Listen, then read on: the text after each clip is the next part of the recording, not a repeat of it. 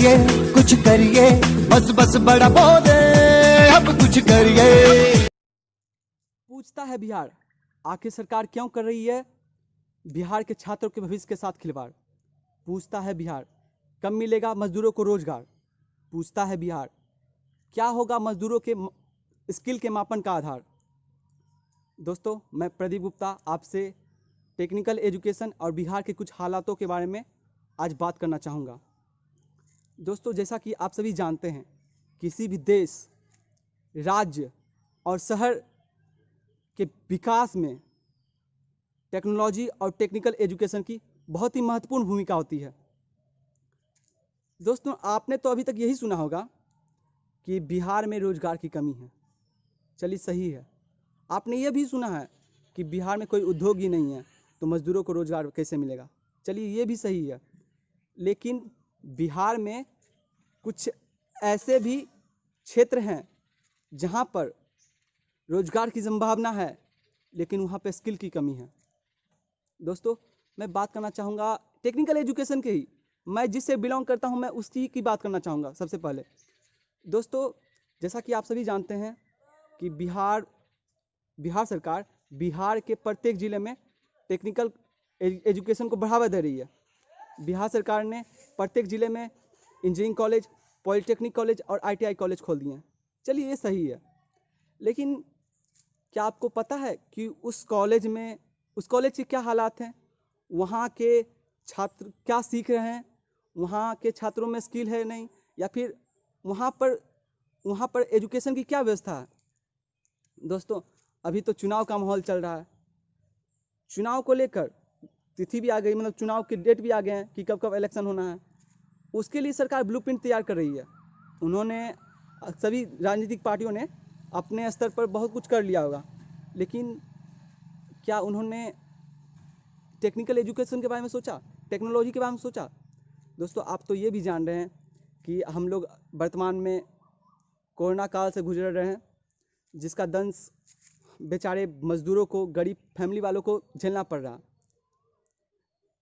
सरकार दावे भी दे रही है कि हम सभी को रोजगार देंगे। चलिए, देखते हैं रोजगार मिलता है नहीं मिलता। लेकिन जिसकी संभावना वर्तमान में है, जो होना चाहिए वो तो हो ही नहीं रहा, तो इसकी क्या गारंटी है कि सरकार भविष्य में मजदूरों को रोजगार देंगे। दोस्तों, जैसा कि आप सभी जानते हैं, बिहार में टोटल 40 पॉलिटेक्निक कॉलेज है। मैं एक पॉलिटेक्निक कॉलेज का छात्र हूँ, इसीलिए मैं उसी की बात करूँगा जिसकी मुझे ज़्यादा जानकारी है। दोस्तों, बिहार में कुल 40 या उससे ज़्यादा सरकारी एवं गैर सरकारी पॉलिटेक्निक कॉलेज। दोस्तों, जैसा कि मैंने आपको बताया कि बिहार में लगभग 40 या उससे अधिक सरकारी एवं गैर सरकारी पॉलिटेक्निक कॉलेज हैं। दोस्तों, आपको ये भी पता होगा कि किसी भी कॉलेज में 4 या उससे ज़्यादा ब्रांचों की पढ़ाई होती है, और प्रत्येक ब्रांच में 5 पेपर होते हैं प्रत्येक सेमेस्टर में। तो प्रत्येक ब्रांच के लिए मिनिमम 5 टीचर होने चाहिए हर सब्जेक्ट के लिए, जो कि नहीं है। अभी तो मेरे ही कॉलेज नहीं, बिहार के मैक्सिमम कॉलेज का यही हाल है। बिहार के मैक्सिमम कॉलेज से छात्र हमसे जुड़े हुए हैं, उनकी जानकारी मैं समय समय पर लेता रहता हूं, और मैं भी उनसे उनकी जानकारी लेता हूं और अपने कॉलेज के हालात भी उनसे बयां करता हूं। क्या कारण है इनका, ये तो हो गई। और हाँ, क्या यहाँ पर रोजगार नहीं है? वहाँ पर टीचर, जो टीचर की कमी है, उसकी पूर्ति कौन करेंगे टेक्निकल एजुकेशन के लिए? क्या वहाँ पे स्किल का मापन करेंगे? चलिए, अभी तक उनके स्किल का नहीं मिले हैं टीचर, उस लेवल के टीचर नहीं मिले हैं। सरकार उनको क्यों नहीं हायर कर रही है? ये तो हो गई। अब आता है लैब की बात। लैब होता है बिहार में, लगभग मैंने बताया 40 या उससे अधिक पॉलिटेक्निक कॉलेज हैं, ठीक ना, जहाँ पर 40 में से मैं दावे के साथ कह सकता हूँ 25 या उससे अधिक कॉलेजों में लैब की सुविधा नहीं है। लैब के नाम पर प्रयोगशाला बनाया गया, ठीक ना, लेकिन होता नहीं है। और दोस्तों, मैं बता दूं कि हर कॉलेज में लैब असिस्टेंट होते, बहुत सारे मतलब पद हैं जो खाली हैं, तो वो रोजगार नहीं है क्या? या उनके स्किल का माप नहीं किया गया अभी तक? दोस्तों, कुछ समय बाद मैं भी कॉलेज से पास आउट हो जाऊंगा, या हमारे सीनियर जो इस बार होने वाले हैं, उनका क्या होगा? और हमारे मतलब 5 से 6 साल बाद हम लोग क्या करेंगे? हम लोग के पास स्किल रहेगा? चलिए हम खुद सेल्फ स्टडी भी करते हैं। कुछ लोग बोलेंगे कि हमको लोग से क्या मतलब है, सरकार से क्या बात पूछना, कुछ बात पूछना नहीं है। हम लोग खुद पढ़ लेंगे और सरकारी जॉब निकाल लेंगे।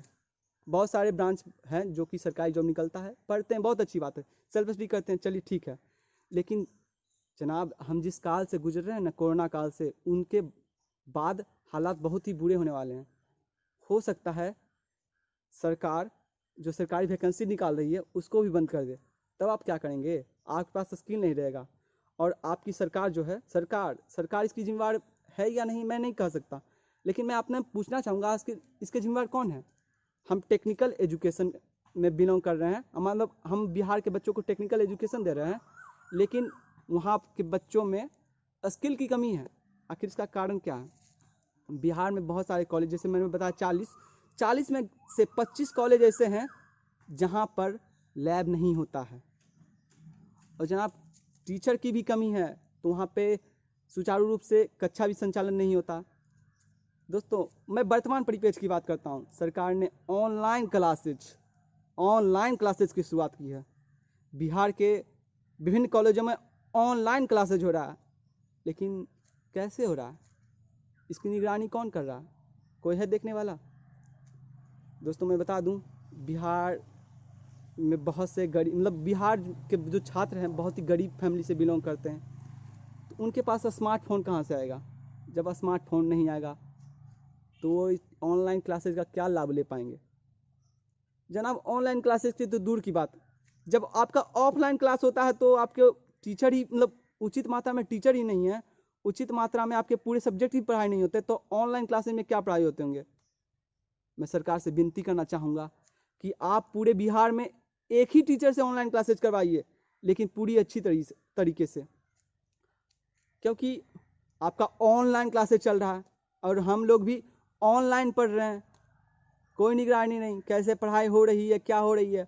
आपका तो अभी ये कुछ दिन में आपका ये भी आएगा कि हम ऑनलाइन एग्ज़ाम भी लेंगे और हम लोग ऑनलाइन भी एग्ज़ाम भी देंगे। क्या, कहाँ से देंगे हम लोग ऑनलाइन एग्ज़ाम? ना हमारा सिलेबस कंप्लीट हुआ है, ना ही सिलेबस भी कंप्लीट कहाँ से होगा भाई?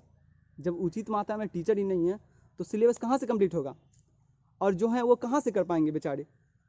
उनके पास तो सुविधा कमी है, उनको कहाँ से, उनको ना ही मतलब किस तरह से ऑनलाइन पढ़ाया था ये भी उनको बताया नहीं गया है, और उनको उतना इंस्ट्रूमेंट भी नहीं दिया गया कि आप ऑनलाइन अच्छे तरीके से क्लास लीजिए, कोई ट्रेनिंग भी नहीं दिया गया, तो ऑनलाइन कैसे पढ़ाएंगे बताइए आप तो ऑनलाइन एग्ज़ाम ले लेंगे, कैसे लेंगे ऑनलाइन एग्ज़ाम? और हम लोग भी दे देंगे, कैसे देंगे? अरे हम लोग के भविष्य के साथ खिलवाड़ हो रहा है। जनाब कुछ कीजिए, आपसे रिक्वेस्ट है, और आप सभी स्टूडेंट से रिक्वेस्ट है, प्लीज़ चुप मत में रहिए, आप लोग भी सवाल कीजिए, आप लोग का हक बनता है, प्लीज़ सवाल कीजिए सरकार से। मैं सरकार से ये भी रिक्वेस्ट करना चाहूँगा कि आप पूरी तरह से ऑनलाइन क्लासेस की निगरानी कीजिए, क्या हो रहा है ऑनलाइन क्लासेज में, क्या सुचारू रूप से ऑनलाइन क्लासेज चल रहा है या नहीं चल रहा है? आप तो ऑनलाइन एग्ज़ाम ले लेंगे, कैसे देंगे हम लोग ऑनलाइन एग्ज़ाम? हम लोग का सिलेबस कंप्लीट नहीं है। जनाब बिहार के सभी बच्चों को ज़रूर सुनिए, उनसे कभी आपने राय जाना है कि आप लोग का पढ़ाई कैसा चल रहा है? आप तो आपका इलेक्शन आ रहा है, आप उसके लिए पूरी तरह प्रिपेयर हैं, लेकिन आप ऑनलाइन क्लासेस कैसे चल रहे हैं इनका कोई जायजा लेने वाला नहीं है, हमसे कोई फीडबैक भी नहीं लेने वाला है, और आप लोग ऑनलाइन एग्ज़ाम लेंगे।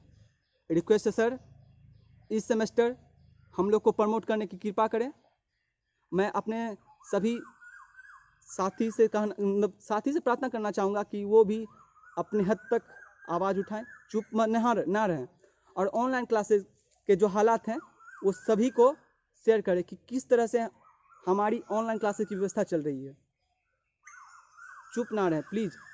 मैं सरकार से फिर से निवेदन करना चाहूँगा, सरकार से, SBT से और AICT से, कि वो जल्द से जल्द हम लोग के ऑनलाइन क्लासेस की अच्छी व्यवस्था करे या हम लोगों को प्रमोट करने की कृपा करे।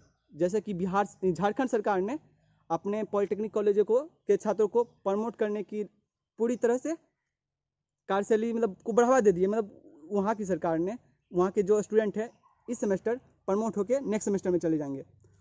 जनाब हम लोग के पास दोस्तों हम लोग के पास नेक्स्ट सेमेस्टर के लिए भी टाइम मिलना चाहिए। अगर इस सेमेस्टर का जल्द से जल्द उपाय नहीं किया गया तो हम लोग को इसका खामियाजा नेक्स्ट सेमेस्टर में भुगतना पड़ेगा।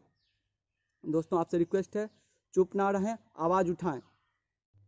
प्लीज़ आप सभी से रिक्वेस्ट है, प्रमोट के होने के लिए या फिर अच्छी ऑनलाइन क्लासेस की व्यवस्था के लिए सरकार से गुहार लगाएं, अपने एसबीटी से गुहार लगाएं और प्रत्येक छात्र चुप ना बैठें, अपने हक के लिए आगे बढ़ें। आओ जागें, अपने हक के लिए सरकार से अपना हक मांगे। जय हिंद, जय बिहार।